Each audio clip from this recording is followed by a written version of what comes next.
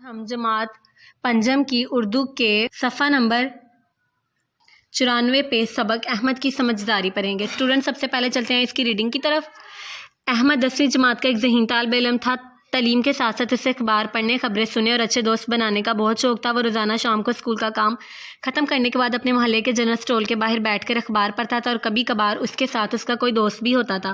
روزانہ جب وہ اخبار پڑھتا اور یہ خبر اس کی نظر ثانی سے گزرتی کہ کل ملک کے کسی حصے میں کسی کو گولی مار دی گئی یا بم دھماکے سے اتنے لوگ زخمی ہو گئے یا مر گئے، تو وہ یہ خبر سن کر نہایت پریشان ہو جاتا۔ یہ دہشت گردی کا لفظ جو اخبار میں روز لکھا ہے، اس کا کیا مطلب ہے؟ روز اتنے لوگ کیوں مرتے ہیں؟ میں کیا کر سکتا ہوں؟ اس کے دل میں یہ سوالات اٹھتے۔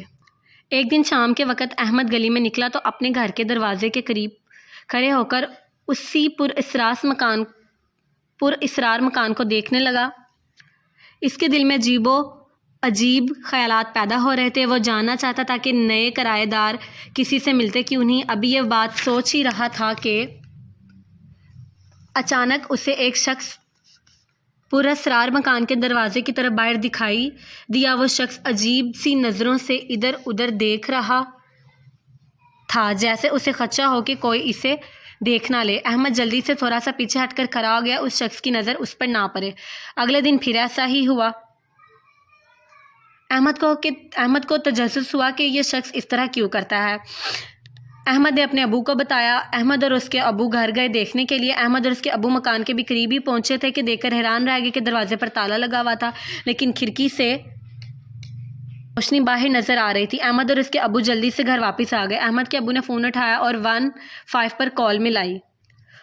پولیس آئی۔ انہوں نے گھر میں دیکھا کہ 5 آدمی اسلحہ لیے ہوئے اندر کوئی سازش کر رہے ہیں۔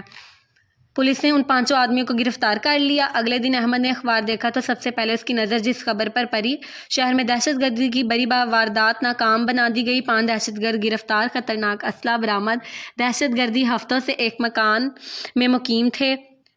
ذمہ دار شہری کی اطلاع پر بروقت کارروائی کر کے گرفتاریاں عمل میں لائی گئیں۔ 5 افراد شہر میں کسی بڑی واردات کی منصوبہ بندی کر رہے تھے۔ احمد نے اپنے ابو کو اخبار دکھایا تو بولے، احمد یہ تمہارا کارنامہ ہے۔ اگر تمہاری طرح سارے بچے اپنے گرد و پیش کی خبر رکھیں گے اور سمجھداری سے کام لیں گے تو انسانیت کے دشمنوں کا خاتمہ ہو سکے گا۔ اسٹوڈنٹس اب ہم چلتے ہیں اس کی ایکسرسائز کی طرف۔ سوال نمبر 1 ہے کہ دیے گئے الفاظ کی مدد سے خالی جگہ پر کریں۔ اسٹوڈنٹس یہ آپ خود کریں گے جیسا کہ میں نے حل بھی کر دیا۔ اور کوسچن نمبر 2 ہے کہ درست جملے کے سامنے ٹک اور غلط جملے کے سامنے کراس کا نشان لگائیں۔ یہ بھی اسٹوڈنٹس آپ خود حل کریں گے۔ سوال نمبر 3 ہے کہ درجہ ذیل الفاظ کی مدد سے ایسے جملے بنائیں جن کا مفہوم واضح کر دے۔ الجھن: احمد عجیب الجھن کا شکار تھا۔ غیر معمولی: ہمیں غیر معمولی سرگرمیوں پر نظر رکھنی چاہیے۔ خدشہ: مجھے سانپ کے ڈس لینے کا خدشہ تھا۔ ٹھٹک: علی اچانک ٹھٹک کر گر گیا۔ نشاندہی: میں نے ڈاکوؤں کے ٹھکانے کی نشاندہی۔ کوسچن نمبر 4 ہے کہ سبق کے متن کے حوالے سے درجہ ذیل سوالات کے جواب دیں۔ احمد کیوں پریشان تھا؟ احمد ملک میں دہشت گردی کی وجہ سے پریشان تھا۔ سوال نمبر 2 ایک شہری کی کیا ذمہ داریاں ہیں؟ جواب کہ وہ اپنے ارد گرد ہونے والی پراسرار سرگرمیوں پر نظر رکھے۔ سوال نمبر 3 پراسرار مکان میں کس قسم کی سرگرمیاں ہوتی تھی؟ جواب دہشت گردی جیسی سرگرمیاں ہوتی تھی۔ سوال نمبر 5 احمد کے ابو نے کس نمبر پر اطلاع دی؟ احمد کے ابو نے 15 پر کال کی۔